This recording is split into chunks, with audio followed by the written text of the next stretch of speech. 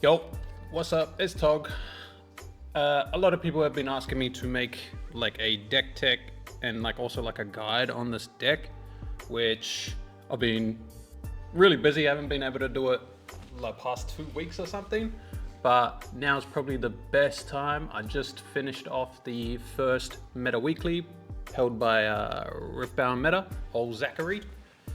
And yeah, we took that one down. So we took down the first Meta Weekly. Monumental moment for the set gang. But yeah, so in this video, I'll be talking about this list that you see on the board, the changes that I've made afterwards, and then I've recorded all the matches from the Meta Weekly. And like, I just record my matches and review them myself, but I thought, why not just like put this in the video? Like, I'm gonna be doing this anyway, reviewing it, finding my mistakes, and then I can also explain my thought process and my play lines to you people with the information on my hand, because I take lines that I don't see other people ever take. So it'll be an interesting watch. But yeah, starting off with the list, my list is, first thing you want to point out is my list is a lot more aggro slanted than normal. So I really highly value modal decks in the sense that my deck can really take a long, slow, grindy game thanks to our hero ability, being able to rebuy all of our units that we're able to put counters on, even if it's just a Glory Seeker, or if it's just a like Daring Poro with a random Pit Rookie counter on it. Even if it's just these all game, they're still completely outvaluing your opponent, because then your cards just read 2 mana, 1 power. Sorry, I'm gonna be tagging a lot on the screen.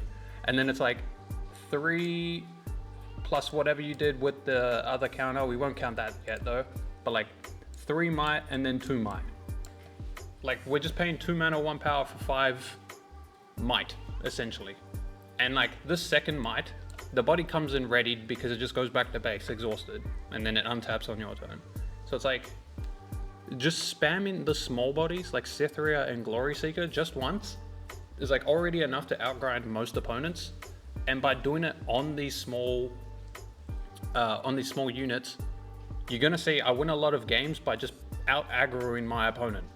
So like, I can out aggro my opponent, force them into this game where they need to out develop me, which is just impossible, because even if they do, I'll just start out valuing them using my hero ability. I think this deck's super broken. Like, the concept is insane. The game plan is just repeatable into almost every deck. Like, yeah, it's just a really good start. What first pulled me to Set is the yellow Set himself. This overstatted bastard also comes in at like a perfect cost break point, because you really should think about all the even number costs as which turn. So like 2 cost is turn 1, 4 cost is turn 2, and having access to the best turn 2 play stat wise on turn 2 in your hero slot is already a massive bonus. But the fact that it's like way better than just the stat line because of like this bullshit, and then rebuying him once with this bullshit, it's too much. So you're gonna see in all my gameplays where I abuse my hero ability like crazy. I abuse my better numbers on my units like crazy.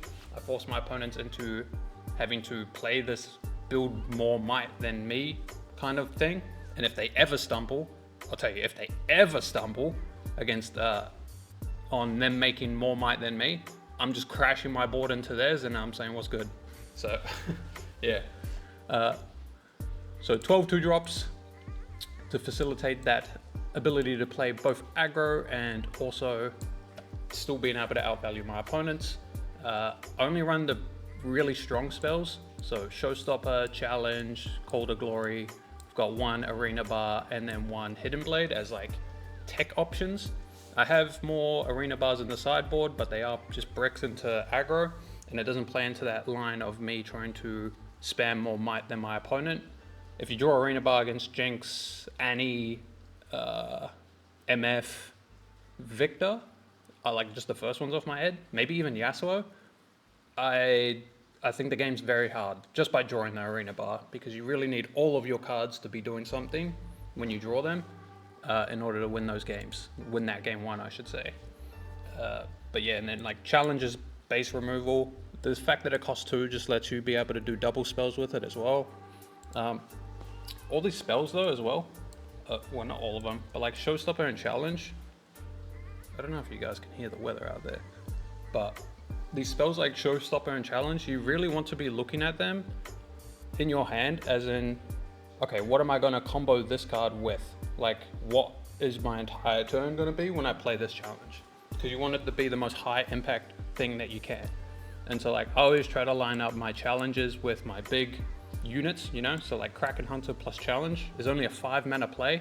Yeah, it costs 3 power, but this like might swing is absolutely insane. Being able to like slap down a 5 might body, kill at most a 4 might on their board, like in their base even, and then be able to cap my things. And now they have to redevelop because we just took away their development. And whatever it develops, it needs to be bigger than our Kraken Hunter, which is hard already because of how overstated this is. So like, challenge with your Hunter, challenge with your sets. You can do it with these, but obviously slightly worse because they have less might or they're more expensive. Snapvine just does it himself. And then same thing with Showstopper. Pretty much I'm always just looking for, essentially I'm going to be looking for set Showstopper the most. If I do draw a Fiora, I'm actually more likely to just put the Showstopper on Fiora because of how oppressive she is into most matchups really when she's on a battlefield with a counter, because they can't just try and ignore her. They have to deal with her because she's just going to be a 5 on the board that threatens ganking, which is just 2 points every turn. Like if they don't deal with her, I'll just kill them when they go to the other battlefield, take that one and then like sit with shielding again. There's some misplays that I did with Fiora though in the tournament, so I'm excited to go review over those. Yeah, everything else pretty stock standard. First mate's broken. This type of effect, it's like the same type of thing, mindset of like, I'm trying to pair my Showstoppers and challenges with cards. I'm trying to pair my first mate with other cards as well, like Kraken Hunter once again. Even just doing it on a small guy, like developing 5 might on your thing and giving this thing haste. That's super good. Like you're pretty much paying 5 mana for 3 haste plus 3 in the back on 2 bodies. Pretty good, pretty good. And then obviously like doing it with set, which you'll see in the replays as well. Call to Glory super broken. Not enough people like consciously play around it when I definitely feel like they should. I don't know if it actually benefits me that they don't play around it because the better opponents do play around it. So sometimes I just get free value, but then also the card does become worse in my hand when I draw it. So it's pretty weird. It's pretty weird. Yeah, Snapvine's broken, MS broken. These are my top end. They kind of serve the opposite purpose in my deck. So game 1, I'm really big on trying to beat aggro. So Snapvine's huge for that because being able to, you don't have to play it on curve. It's more like a turn 3, turn 4 kind of play where you just Snapvine, make a 6/6, which is like hard for most aggro decks to even out. Make a 6/6, clear one of their things, hopefully a high value target of like 4 might or more.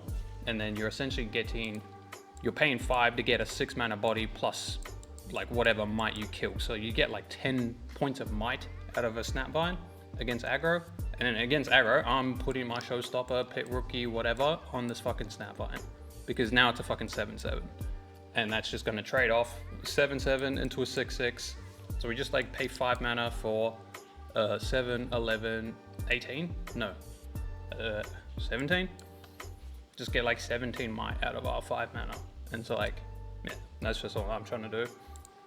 And then into the other ones, when Snapvine's not good, MF's actually insane because against decks like Volley Bear and stuff where they're trying to, like they're very slow decks, I'll just like use turn 1, turn 2 to spam the board with bodies that will like take the points for me. And then you'll have a turn in that middle there where they'll play like a 5 mana Doomdrake. When they slam down their 5 mana Doomdrake, I just slam an MF like right here and then pull my guys back. What this does is Doomdrake can't fucking do anything. If it goes to a field, I'm gonna kill it with my little guys MF. Before I swing or like move with MF, I'm going to summon another thing as well. Like I'm gonna summon like a Kraken, a set, even like just a Fiora or like another one in the base, and then essentially I give them haste as well. So it's like, just when you can have the off turn with MF, it's really insane. But yeah, into aggro, she's a little bit worse. Instead, into them, I'm just going to use her for her accelerate to try and have some immediate impact if I need it. Most of the times, you actually don't even need it. But yeah, so slower matchups, MF's better. Faster matchups, Snapvine's better. I'm just trying to curve every single turn. I'm trying to tap out and put the equal amount of mana I had available. I'm trying to turn it into might on my board, and you'll see that in my gameplay. So yeah, hopefully that covered a lot. If you have any more questions about the deck, I guess, comment it below. I'll be happy to answer. I try to give super extensive answers to actually help people, so don't be shy about that. But yeah, that's the deck. That was the deck. We can cover the sideboard here. So here I had two of these, and I had Shaman. I kind of talked about it on the tournament thingy with Zach, but the Shaman kind of sucked ass, and the Harness Dragon and Colder Week didn't suck ass. They were really good. So I just went up to 3 and 3.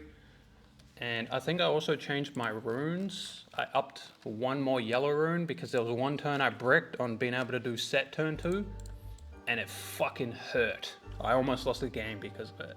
So yeah, I went up on it. Mathematically, it shouldn't be too bad. Like I went up to 8 on these and 4 order because I was actually only doing set for yellow. Like I almost never cast Hidden Blade for the thingy, but I wanted to go to 8 to test out Kraken Hunter and Snapvine to make them consistent, but you're not really playing these cards on curve anyway. So you're pretty much always destined to have 2 orange, and then same as MF, she's double orange when you accelerate. And the 5th order rune will help a lot after sideboarding, like for the Harness and the Colder Weeks. So that's all I did for that. Yeah, let's get into the games. It's a 3-hour VOD, so I'm gonna put this motherfucker on 2x. I'll try to explain it as I go, but yeah. Shaking. Be a problem. Let's see. So game 1, what am I versing? You also have that king. Game 1 up against a Victor. So yeah, game 1 I'm always picking Candlelit as my battlefield. Sorry, I need a drink. 1 sec.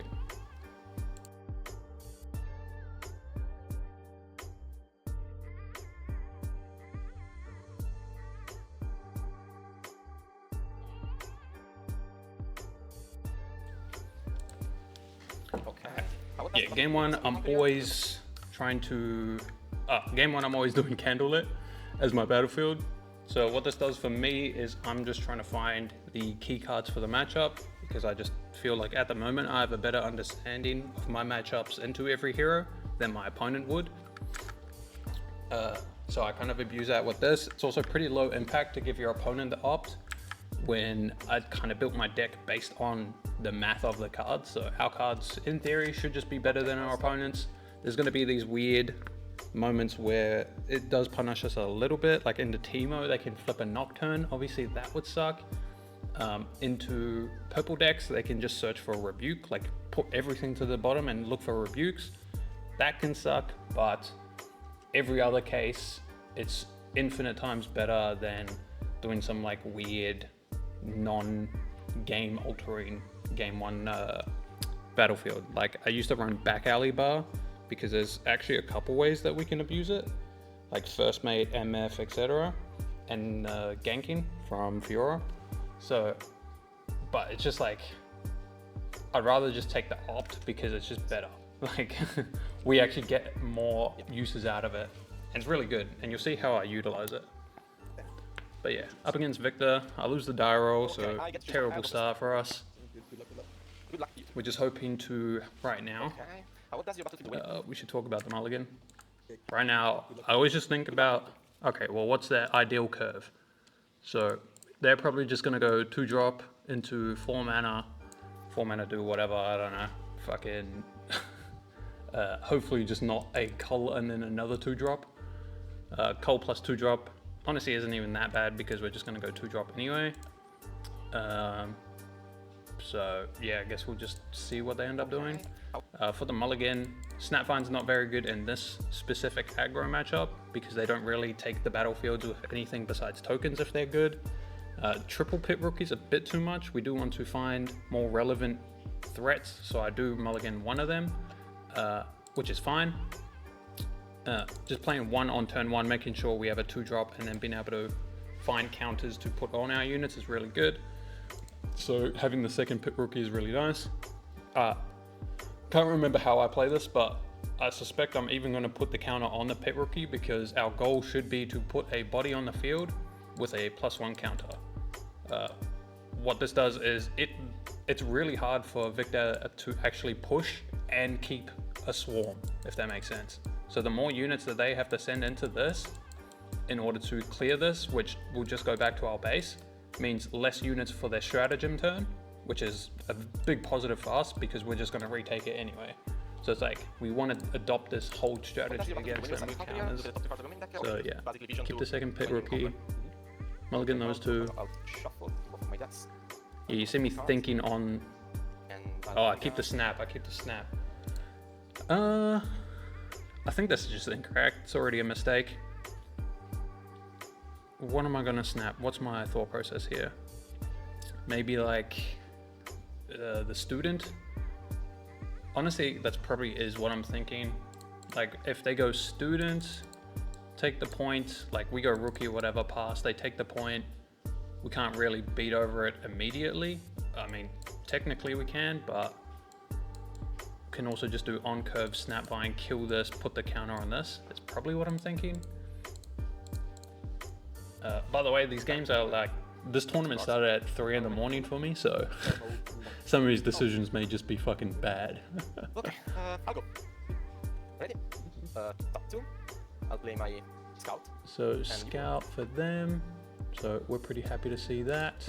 We're just going to develop our Pit Rookie, which is going to be able to fight over their scout. Start on top draw.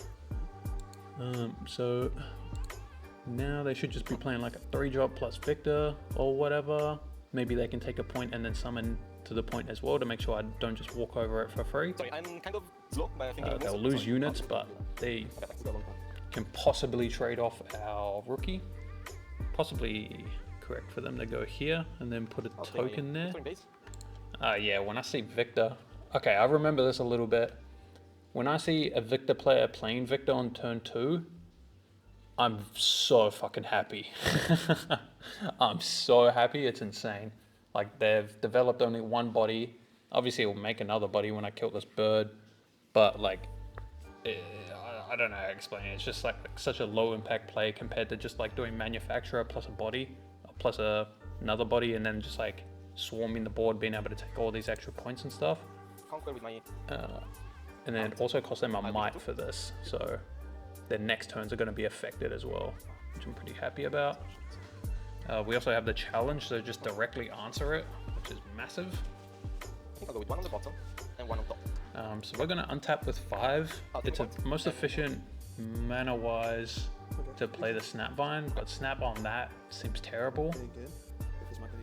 Fiora is insane here because they have Warcamp, so I suspect I'm just going to walk over, play Fiora. Possibly play Fiora on the battlefield because I can then Pit Rookie her, put the counter on, gank over. So yeah, a couple options here. Definitely want to be taking your time on these types of decisions as well, because these early turns determine a lot. We don't want to fall too behind on point tempo, so probably what I'm thinking is if I kill this, they're going to have the token here. I'm going to have a guy here. What are they going to do with the open info that I see? Like, assuming they don't play anything that affects the board state immediately, they can instantly go cap and then walk over, right? And so like, that's what I need to plan around. That's what I'll be sitting here thinking about. So if I see this, then I'm saying, okay, well now there's a Victor here, a token here. I have nothing here. So what do I want to do with these? I can put the Fiora here, which would stop this, but I kind of don't mind this happening because I have a Snapvine just randomly. So I kind of don't mind giving this and just summoning Fiora to the base. Fiora then is able to just walk over this, get onto a wall camp, which is going to make her mighty, and then be able to start threatening both, along with just being a really annoying body. And that seems like a pretty good curve, so I do suspect I'm going to do Fiora.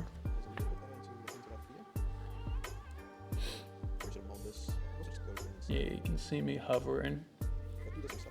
Just trying to plan out like the next 2 turns.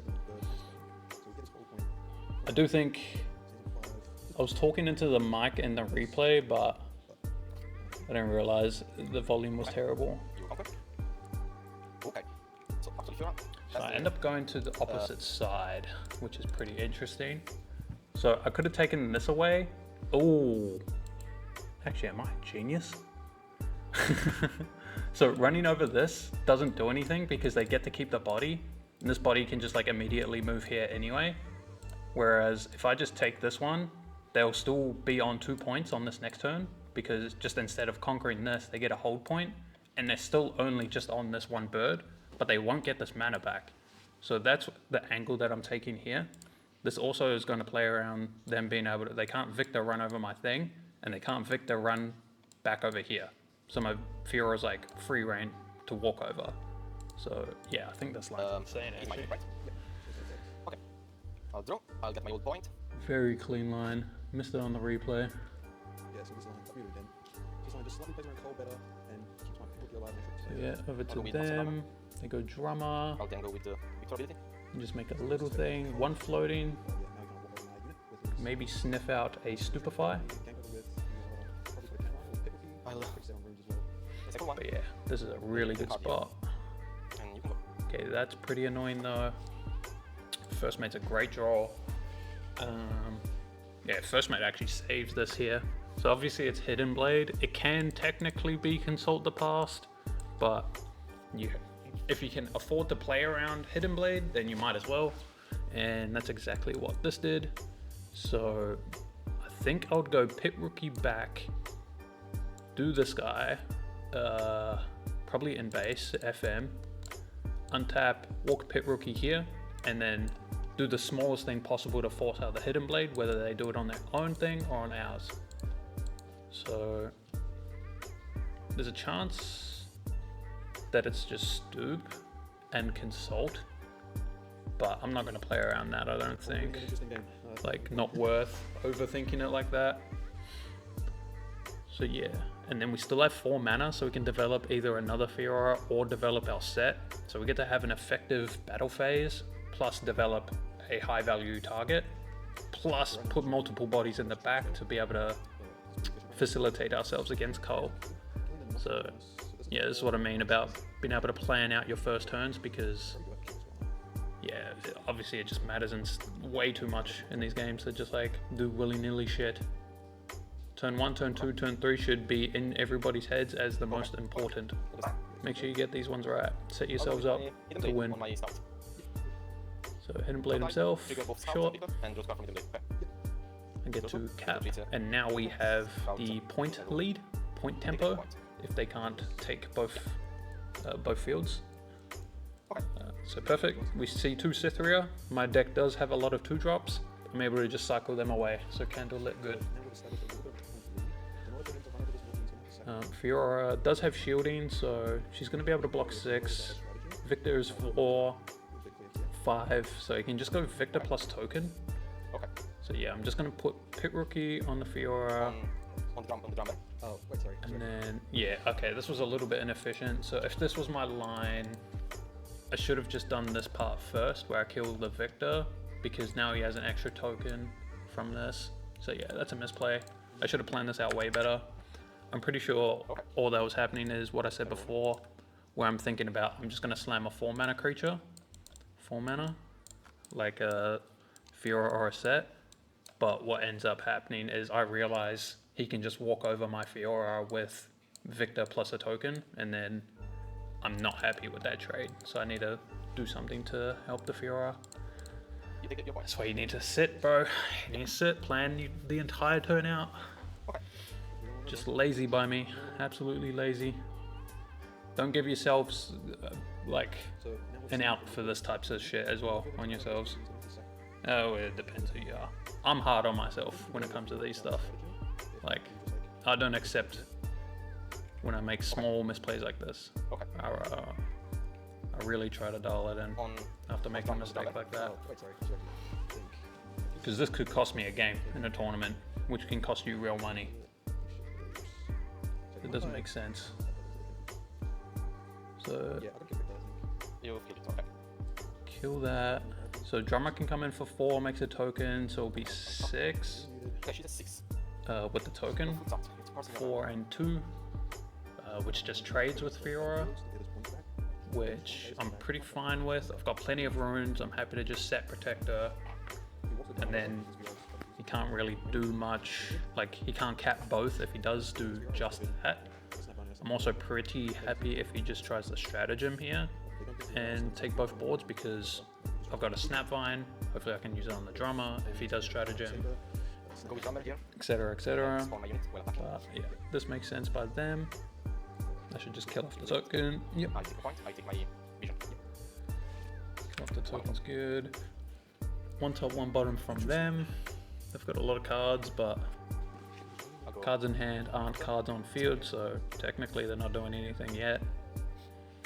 I'll go. They need to stop my field. I'll spawn my 2 units and recycle 1. And they spam a lot of tokens. Spawn my units. A lot of tokens, sure.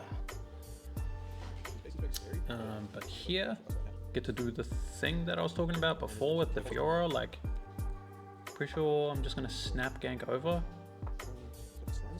and then develop. So I've got 8 mana, so I can make 2 big 4-drops in my base and just Fiora gank over and then hold Candlelit. Yeah, seems very clean to me.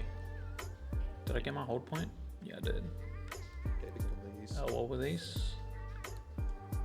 So yeah, filter away another 2-drop. So we're getting infinite value from this Candlelit. Like, we filtered 2 drops, drew into a Call to Glory, which is insane. Now we get to ponder on if we want this first mate or not. So next turn, how I think about it is I'm planning for next turn, right? So this turn I'm probably going to just be putting 2 4-drops on the field. Happy with this. Next turn, how much mana am I going to have? Probably 9, because this costs a power. With 9, that's 5 plus 3 on the first mate, so I can get my Snapvine haste, essentially. But do note, haste on Snapvine can be pretty medium, because he will have the damage still on him. This game's so complex, bro. This is game 1, by the way. It's a 5 now. Maybe I won't go over all of them. I'll just do this one and like the finals, because this is a relevant matchup. And then I verse like Teemo Yasuo. And then maybe I'll just post this whole VOD, so you guys can just fucking watch if you guys are interested in that. But yeah, so they've got a lot. When you're in these types of states, they have a lot of tokens. I'm also just thinking of, okay, well, just don't put my units on the battlefield yet. Make them have to do this, right?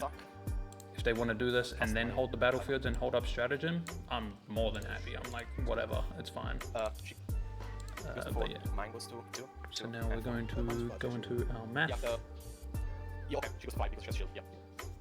Oh, no, she loses. Oh, wait, no, because she loses it because, yeah, she goes to 4, so yeah, she loses shield, she's a 4. Yep, so that's pretty annoying. So the shield, I lose the shielding because she's no longer mighty. Pretty funny. So it's 2/2/4 to my 4. Yeah, I choose to just kill 2 tokens rather than the big thing. Helps against stratagem, and then just protect her.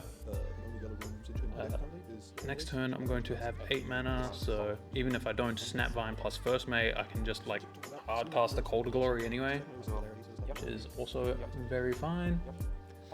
And it looks like they're going to try and set up a hold strategy against us, but we've just got point tempo at the stage of the game. We should be fine to play through this. Snapvine. So this is what I was talking about at the start. That's probably a mistake that I didn't mulligan it. This is the first relevant turn. That is good. But with that said, it is very good here because it doesn't give our opponent a window to react with stratagem. So we get to take 8 might off of the defenses here. So yeah, probably would have preferred to just mulligan it, be 1 card deeper. Never know if you find a second Snapvine and then you have 2 dead cards until like this stage in the game. So yeah, I should just Snapvine the captain. Yeah. Okay. It So- fights. The big thing about the point advantage here is I only have to take one battlefield, like because I have the point tempo, because I play the early game better than my opponent. So I'm not actually forced to fully commit and spread my units. I'll go start. No, I can't. No, I can't, right? Yeah, you can't. I can't. I can't. Yeah, so they can't react. Talk about it. No. Really bad tell. And then here, so you can just do math. It's going to be 6 and then 6. On the left side, if I send Set, Fiora, that's 13, and I get to keep one of them. Seems pretty good, right? Yep. It looks like I'm just going to ram in the Snap. Okay. Ram and Snap also makes sense because if they go Stratagem, I'll still trade off with a token.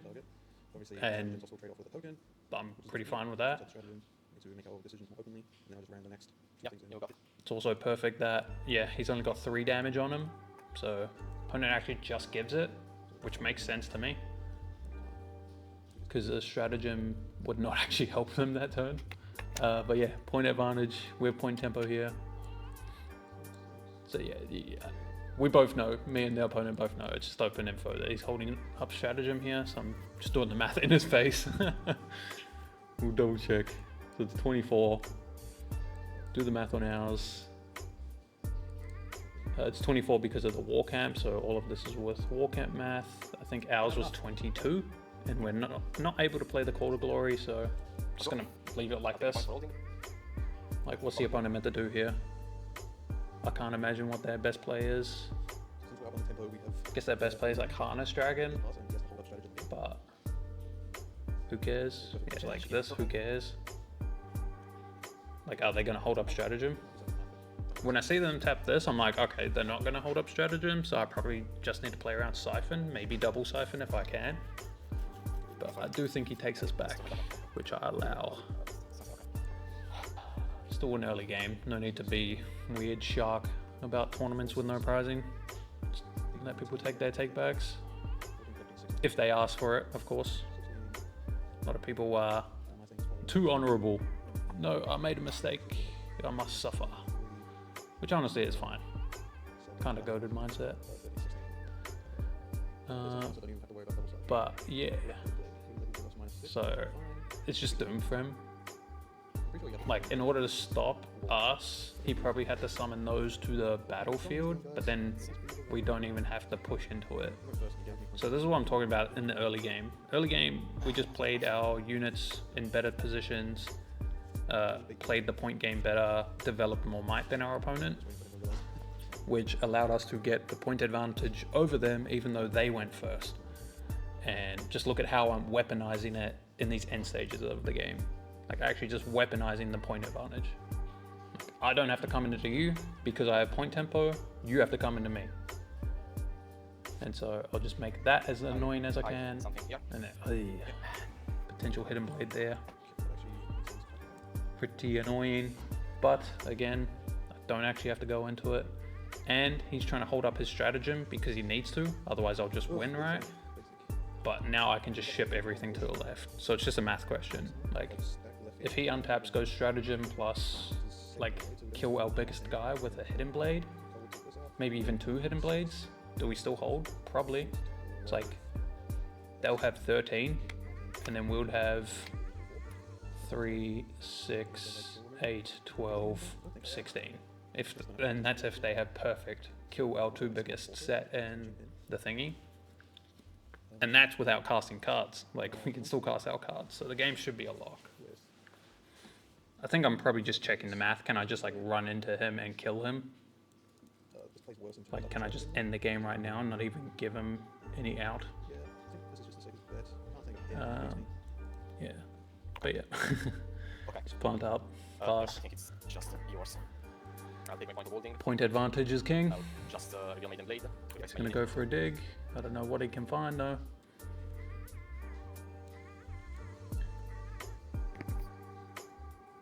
Here, I'm just gonna do the math like for him so that we can go. The game should just be a wrap. If I don't take this, Like, when it's like this, I actually think all of this is a waste of time. No hate to the guy doing it, by the way. Like, shout out Master, you're a G, bro. But like, So if I'm in that position, 3, 3. we should just concede and go next game. I didn't realize that time factor is actually pretty big in this game. The games actually go way longer than what I expected. Mine are both +6, so I think my first 2 games went to time, and like I just lucked out pretty much. I was like up games, up points, up whatever. I think I was gonna win both of them, to be fair, but yeah. So pretty stock standard game 1. Just save as many seconds that turn into minutes as you can. So nice. Sadly, I have no sideboard cards for them. I could bring in the shamans, but it just didn't seem right to me. I'm pretty sure it would just die in my hand. Like, what would I cut for the shamans is like the biggest question. Pretty sure nothing. Did I get my deck back? So, Yeah, is it everything okay? yeah, I don't think I sideboarded anything. Oh, maybe I did bring them in. I wouldn't have. Oh yeah, just because I wanted to cut some like Snapvine or like the 3rd Snapvine and the 3rd Kraken. Although I think Kraken's fine in the matchup. So yeah, what was looking at the most impact was just a unit So, yeah. that you get a counter on. And it's I don't like, even oh, know if that's true. very happy. Battlefields, all this. We're going second, Okay, or like going we forward. should assume that we're going second. So I put aspirants there.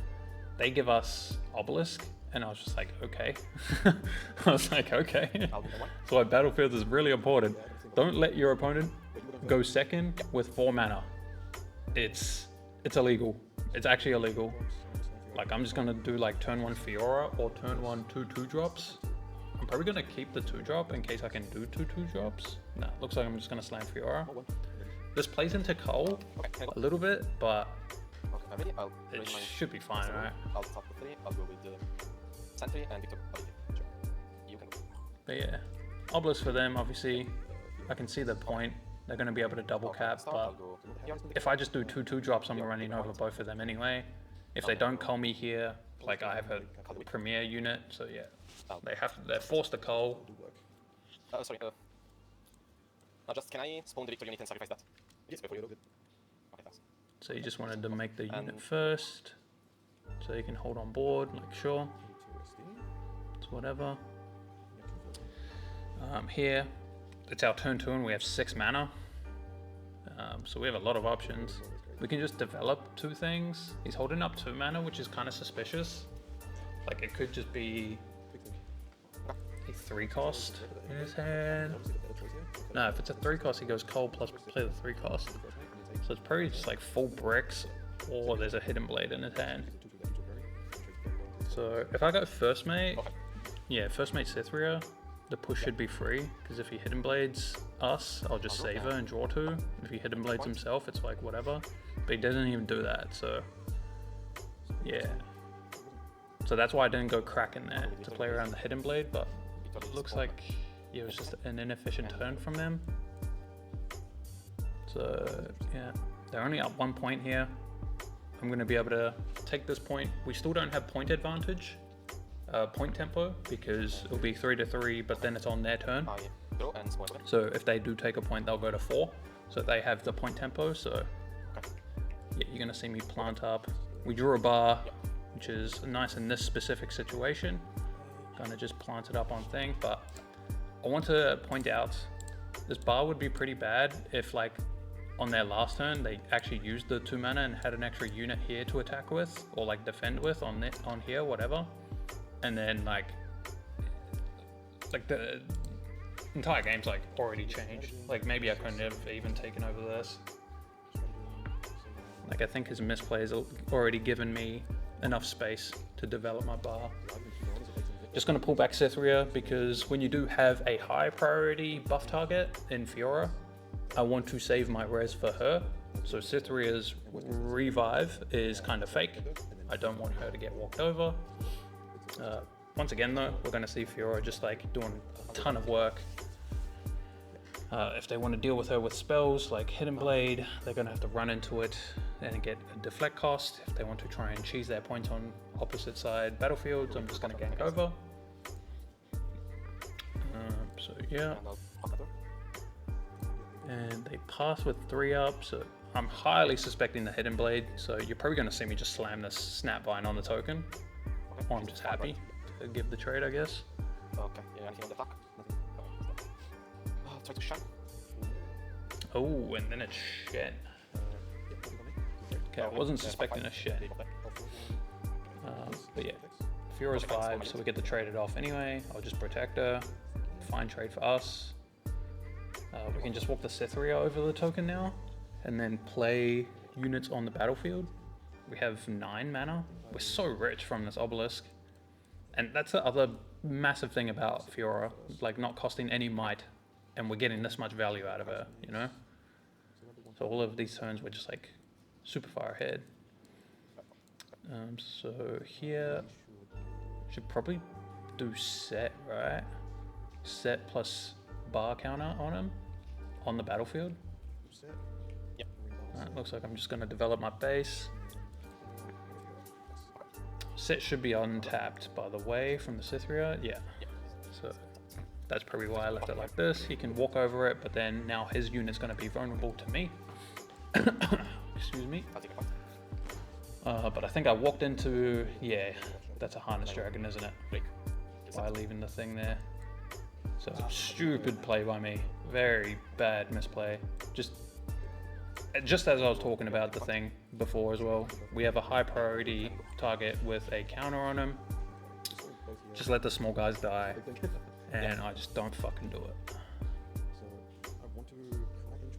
So yeah, very bad misplay. I probably deserve to lose the game off of that. That was easily avoidable. But yeah, this is like the power of having a stronger base than your opponent, right? I get to trade my 4/4 with his 6/6 by just sending 2 Fioras in, and then I'm going to put a counter on Fiora most likely. So the power of might in your base, very high. Probably need to hold the Snapvine, or I'm just going to Snapvine the token, which is doing nothing, but yeah. Okay. Send both of these in, get the score out point. We are going to have point tempo after this turn if they don't double cap, which is very nice, obviously. This Hidden Blade's actually super nice. Okay. But yeah, counter on Fiora. Counter on her is just slightly better than other ones because of her shield factor. So you can almost count the buff as 2 points, as opposed to like potentially putting it on the Snapvine, which he will go to a higher breakpoint, but should be fine. Wonder if I just play the Snapvine in the base. No valid targets, so it's like Cytheria gets the thing. And you recycle 2. Also, you didn't accelerator. You top 3, recycle 2. You didn't accelerator. Okay. And the buff on the Cytheria is because you played another. Okay, yeah. You need to, she gets the buff again. Okay. So I'm probably just trying to plan what they're gonna do. So if they walk the dragon into my Fiora, we trade. If they try to walk Victor over my guy, I'm probably gonna kill his thing. Try to go. Yeah. If they do this, I'm definitely gonna hit and blade his thing, I think. Okay, I'll take my point. Interesting that I don't. Why don't I? We step out of stratagem. I can win next time. Untap the 8 to your gank over saw. Like it doesn't know this. If I hit and blade this, that, they would have to walk over with Victor, and then I can gank with Fiora. Will I scared of stratagem on my Fiora? I'll tap 1, use Victor effect. But then I just save her and then walk back in and he's tapped out. Yeah, that was bad. Another bad call. I don't know why I don't hit and blade there. Machine Evangel. At least we got a good Snapvine target though. Please, player. Stop playing. The one with the most points wins, unless there is a shutdown pending. So this is when the judge came in, like we hit time here, but this game is locked, I'm pretty sure. 55 minutes. Oh. Okay, we actually were really slow. Yeah, damn it, okay. Okay, you won this. Yeah, So, if there is a shutdown up, you need to finish the shutdown. Okay, so if there is no shutdown, the one with the most points wins that game. Yeah. Okay. And the match, okay. Like, And then just count the kill number of this. wins Oh, I'm just to saving it for the know push, which one for the wins the match. final push. Yeah, Tog actually won the match. Because now I just walk over Okay, with please Vera report, and him, on the match reporting. Thank you. Okay, thanks. and like hidden blade the thing Yeah, probably, you and then could just like calculate set that Rhea to the for other one battlefield. anyway, because this Yeah. 6-1 is attacking, this is 2. You go, if he dies, let's just And if then you want to. Oh, okay, you got that, okay, so my Typhon doesn't drive, okay, you would have won it. Yeah, No so problem. GG's I though. just won anyway. Ah, Okay, nice. not- not- GG's. I took so many GG's. games blind because like I had to play around all your stuff. It was so annoying. Don't know how long Good, that and review back was. to the tournament. Should we go over a smaller game? A quick thing with time rules. Since we don't have the time I rules can't really be fucked. Sorry. I will just post this entire VOD for you guys to go watch and try and decipher my moves yourself. But hopefully this video like gave you guys any form of value, whether like you learned ideas on how to calculate turn cycles, maybe like the build, like understanding the ratios better, or like how to combo your cards. If you gained anything from it, like that's all I want. Help people out, help people learn the game. But yeah, thank you for watching all the way to the end if you are at this point. And that's me, I'm outie. Bye.